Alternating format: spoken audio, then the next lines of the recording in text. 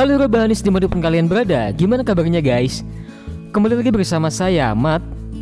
Kali ini, saya akan membangkitkan jiwa-jiwa rasa saling menghormati sesama manusia dengan merangkum sebuah film berjudul Squid Game episode ke-8 yang rilis pada tahun 2021. Jadi, rilekskan badan Anda, lepaskan celana dalam, mulailah menyentuh si Juni. Selamat menonton dan mari kita katakan Selebel.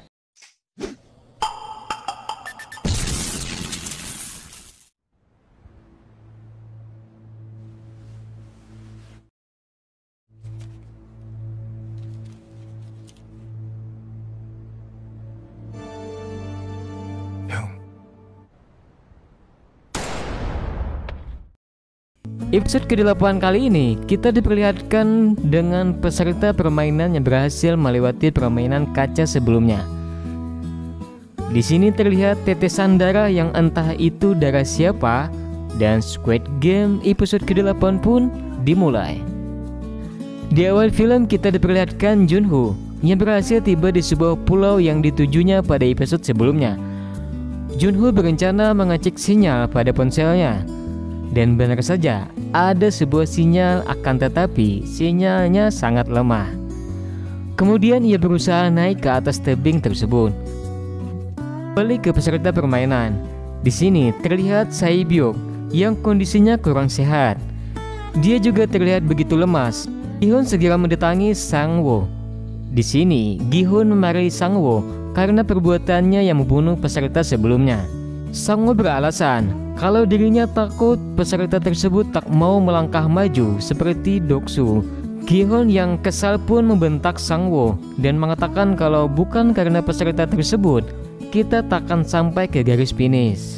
Lagian, kaca yang harus dipijak tinggal selangkah lagi.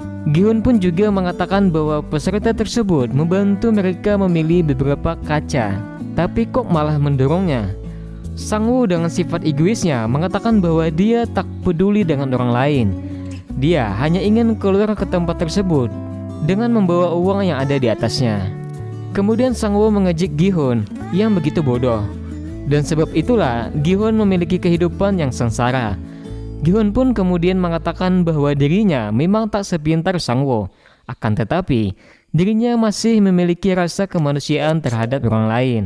Nah ini guys ya, patut dicontoh nih guys. Tidak seperti Sang-woo yang hanya memikirkan hidupnya sendiri. Sang-woo yang mendengar pun terdiam. Tiba-tiba datang 3 staf yang memberikan hadiah spesial kepada para finalis permainan dan menyuruh mereka mengganti pakaian dengan pakaian yang dibawa oleh staf panitia tersebut. Terlihat Sae-byuk yang mengganti pakaiannya.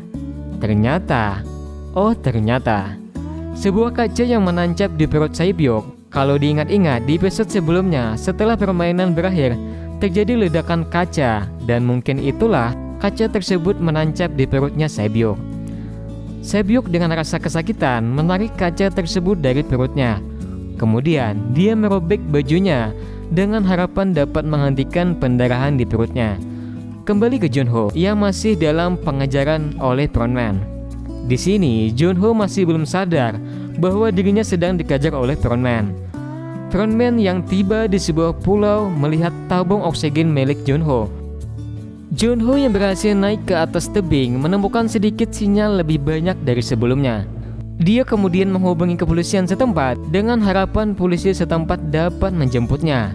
Namun sialnya, jaringan Junho mulai putus-putus yang mengakibatkan informasi yang diberikan Junho tak tersampaikan secara penuh. Junho yang merasa tak ada waktu lagi mengirimkan video dan foto yang diambilnya saat menyamar. Kembali ke dalam permainan, ternyata Gi-hun, Sang-woo dan Sae-byuk diberikan hadiah spesial, yaitu makan malam bersama. Mereka dihidangkan dengan makanan-makanan yang begitu lezat dan nikmat. Makanan tersebut terdiri dari daging dengan kualitas terbaik di dunia, buah-buahan dan segelas minuman termahal. Gi-hun dan Sang-woo terlihat sangat lahap sekali memakan makanan tersebut. Kembali ke Junho, ternyata foto dan video yang dikirim sebelumnya itu gagal. Kemudian dia berusaha mengirimkannya kembali, namun keberadaannya diketahui oleh staf panitia. Gi-hun dan Sang-woo saling menatap satu sama lain.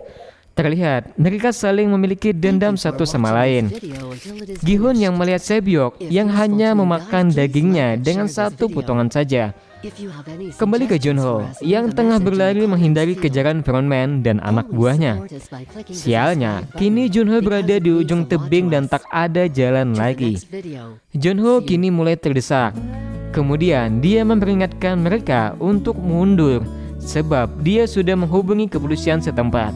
Kembali ke Gi-hun, Sang-wook, dan Sae-byeok yang telah selesai makan malam. Di sini terjadi hal yang aneh, di mana tugas staf memberikan pisau ke mereka dan makan malam pun selesai. Mereka dibawa kembali ke tempat peristirahatannya mereka masing-masing. Kembali ke Junho yang memperingatkan frontman untuk tidak mendekatinya. Merasa perkataan Yunho diabaikan, dia pun menembak salah satu lengan frontman. Frontman mengajak Junho agar ikut bersamanya dan berjanji akan memberikan Junho hidup bahagia dengannya. Junho sedikit terkejut sebab dia mengenal suara dari frontman. Junho bertanya, "Siapakah kau?" Lalu frontman pun membuka topengnya dan alangkah terkejutnya Junho. Ternyata frontman yang selama ini dia kejar adalah kakaknya sendiri. Junho masih tak percaya jika kakaknya kini bekerja di permainan mematikan tersebut. Dengan berat hati, frontman langsung menembak adiknya saat itu juga. Junho pun tertembak oleh tembakan kakaknya sendiri dan terjatuh ke lautan. Kembali ke Gi-hun, Sang-woo, dan Sae-byeok yang berada di ranjang mereka masing-masing. Gi-hun yang merasa Sae-byeok sedang tidak baik-baik saja langsung mendatanginya. Gi-hun bertanya ke Sae-byeok tentang apa yang terjadi kepadanya dan mengapa dia tak menghabiskan makanannya. Sae-byeok pun beralasan kalau dirinya baik-baik saja dan tak suka dengan rasa daging yang dimakannya. Kemudian, Gi-hun berencana untuk mengajak Sae-byeok untuk bekerja sama, membunuh Sang-woo dan membagi uang tersebut jika mereka memenangkan permainan ini. Kemudian Sae-byeok mengganti topik pembicaraannya. Dia bertanya kepada Gi-hun apa yang dia lakukan jika memenangkan permainan ini. Gi-hun pun menjawab kalau dirinya akan melunasi hutangnya dan kemudian membeli toko untuk ibunya. Dan terakhir, dia ingin menjadi seorang ayah untuk anaknya. Sae-byeok kemudian bertanya lagi tentang umur anaknya. Gi-hun mengatakan bahwa anaknya berumur 10 tahun dan Sae-byeok pun mengatakan bahwa adiknya juga berumur 10 tahun. Sae-byeok menginginkan Gi-hun untuk berjanji kepadanya, apabila dia mati, maka jagalah adikku. Belum sempat berjanji, Gi-hun pun berencana untuk membunuh Sang-woo yang tengah tertidur di ranjangnya. Saat hendak melangkah lebih maju, tiba-tiba Sae-byeok mengatakan bahwa Gi-hun bukanlah seorang pembunuh. Gi-hun yang mendengarnya pun bersedih. Saat Gi-hun berbalik arah, dia terkejut sebab Sae-byeok sudah tak sadarkan diri. Saat dicek, ternyata Sae-byeok memiliki luka di perutnya yang begitu parah. Dan pendarahannya pun tak berhenti. Gi-hun yang panik pun meminta staf petugas untuk membawanya ke rumah sakit. Dan benar saja, petugas pun datang. Tapi anehnya petugas di sini bukannya membawa P3K melainkan membawa peti mati. Gi-hun pun melihat ke arah Sae-byeok dan di sana terdapat Sang-woo dengan penuh darah di tubuhnya. Gi-hun pun berlari ke arah Sae-byeok dan benar saja terdapat luka sayatan di lehernya yang berarti Sang-woo telah membunuhnya. Sat betul. Gi-hun pun yang marah berniat untuk membunuh Sang-woo dan Sang-woo pun juga berniat untuk membunuh Gi-hun.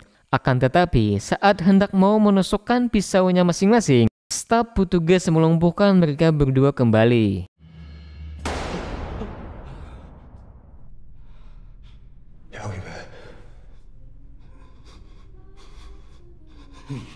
Terlihat frontman atau kakaknya Junho yang terlihat sangat bersedih atas kematian adiknya.